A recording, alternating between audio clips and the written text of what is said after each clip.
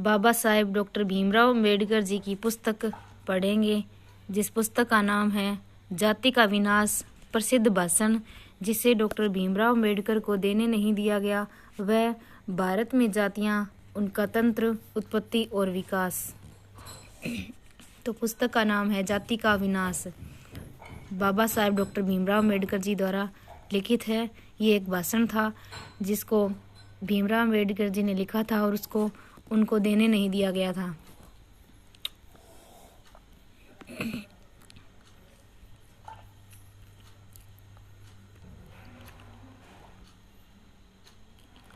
पुस्तक के बारे में पहले जान लेते हैं। Doctor B are Ambedkar ji की कृतियों में एनिहिलेशन ऑफ कास्ट का विशेष स्थान है। वस्तुतः जाति व्यवस्था से संघर्ष करने वालों के हाथ में यह एक दुर्दम्य औजार है। मूल रूप से यह पुस्तक नहीं, एक व्याख्यान है जिसे जात पात तोड़क मंडल लाहौर के वार्षिक अधिवेशन 1936 के अध्यक्ष पद से पढ़ने के लिए डॉक्टर भीमराव अम्बेडकर जी ने तैयार किया था। लेकिन कार्यक्रमों के आयोजकों ने जब व्याख्यान का प्रारूप देखा तब वे इनकी विषय वस्तु और प्रतिपादन से बहुत प्रभावित हुए, लेकिन इसके कुछ अंशों पर उन्हें गंभीर आपत्ति थी। खासकर व्याख्यान में की गई थी इस घोषणा पर कि एक हिंदू के रूप में यह डॉक्टर अंबेडकर का आखिरी भाषण है, क्योंकि तब तक कि वे धर्म परिवर्तन करने का निर्णय कर चुके थे। आयोजकों ने व्याख्यान के कुछ अंशों को हटा देने का अनुरोध किया, लेकिन डॉक्टर साहब को यह स्वीकार्य नहीं हुआ। इसका परिणाम यह हुआ कि वह अधिवेशन ही स्थगित कर दिया गया जिसमें यह व्याख्यान पढ़ा जाना था। तब डॉक्टर अंबेडकर ने इन सभी तथ्यों के साथ इसी पुस्तिका के रूप में छपवा दिया। पहले संस्करण की कीमत 8 आने की थी। पुस्तक इतनी शक्तिशाली थी कि इसने गांधी जी का ध्यान भी खींच लिया। गांधी जी ने अपने पत्र हरिजन में पुस्तक पर 2 टिप्पणियां लिखी। पहली टिप्पणी में उन्होंने लिखा, कोई भी सुधारक इस व्याख्यान की उपेक्षा नहीं कर सकता। जो रूढ़िवादी है वे इसे पढ़कर लाभान्वित होंगे। इसका मतलब यह नहीं है कि व्याख्यान में आपत्ति करने योग्य कुछ भी नहीं है। इसे सिर्फ इसलिए पढ़ा जाना चाहिए कि इस पर गंभीर आपत्ति की जा सकती है। डॉक्टर अंबेडकर हिंदुत्व के लिए एक चुनौती है। इसके जवाब में डॉक्टर अंबेडकर ने एक लंबा जवाब दिया जिसमें सिद्ध किया था कि गांधी के विचार इतने पोंगापंथी और तर्क विरुद्ध है। निष्कर्ष के रूप में उन्होंने लिखा, मेरी राय में हिंदू समाज को एक नैतिक पुनरुत्थान की जरूरत है, जिसको स्थगित करना खतरनाक है। डॉक्टर अंबेडकर के द्वारा प्रतिपादित नैतिक पुनरुत्थान तो हुआ नहीं, उल्टे हम हिंदुत्व के सबके बुरे दौर से गुजर रहे हैं।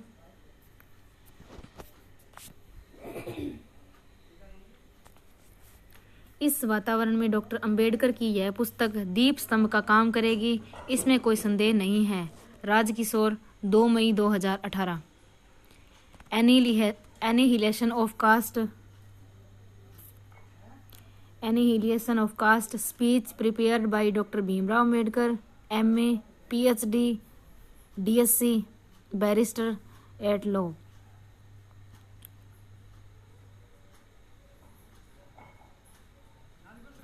The annual conference of the Jat Pat Todak Mandal of Lahore but not delivered, 15 मई 1936।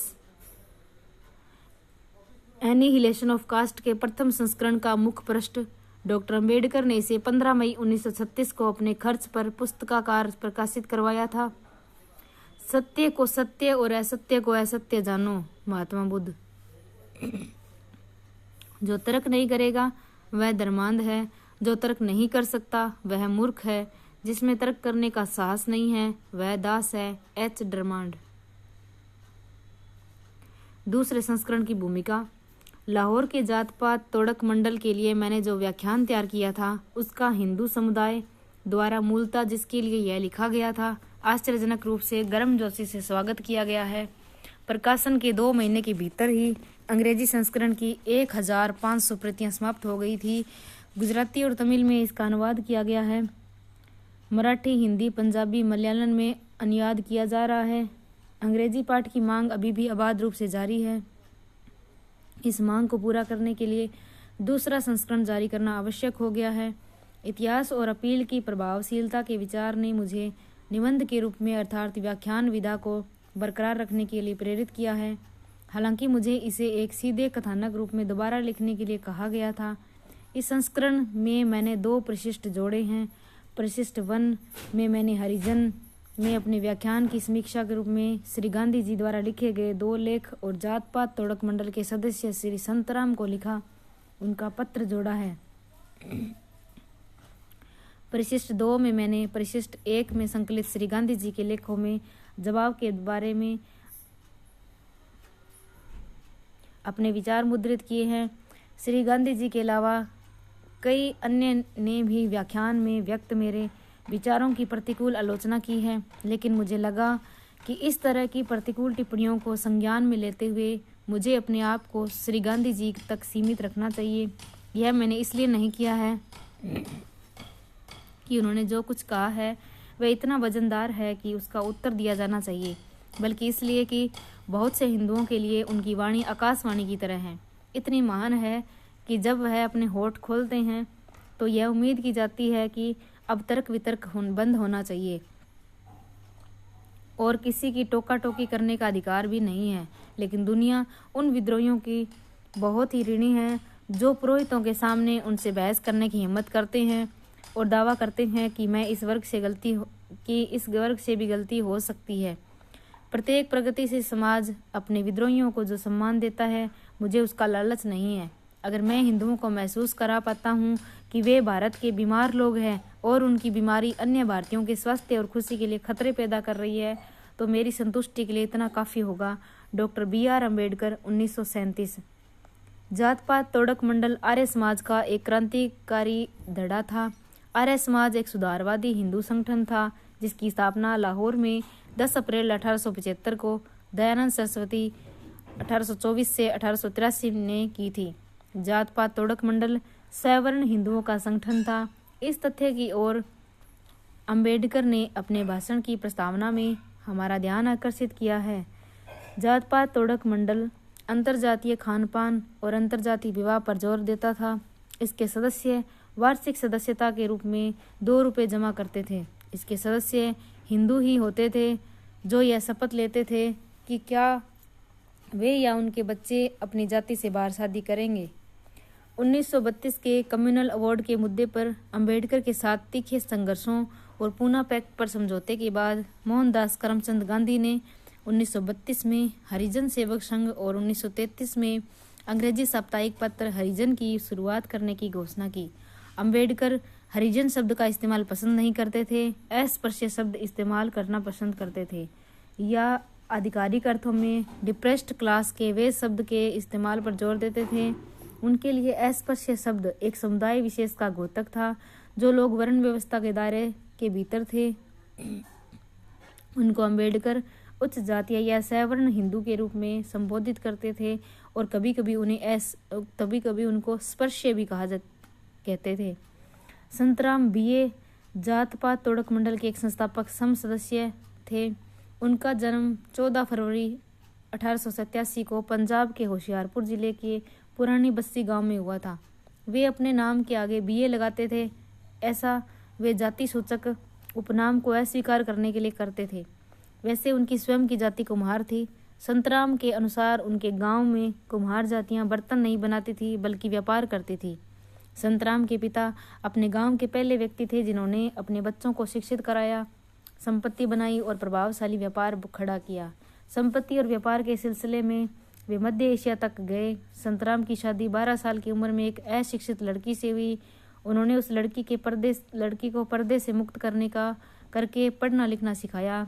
पहली पत्नी की मृत्यु के 5 वर्ष के बाद सुंदरबाई प्रधान नाम से एक महाराष्ट्रीय बाल विधवा से उन्होंने 1929 में शादी की। 3 कारणों से यह शादी अत्यंत महत्वपूर्ण है। पहला, यह एक विधवा विवाह था। दूसरा, अंतर्जातीय विवाह था और अंतर प्रांतीय विवाह था। सुंदरबाई 8 वर्ष की उम्र में बाल विधवा हो गई थी। 1947 में बंटवारे के एक शरणार्थी के रूप में 101 वर्ष की उम्र में 1988 में संतराम का नई दिल्ली में निधन हुआ।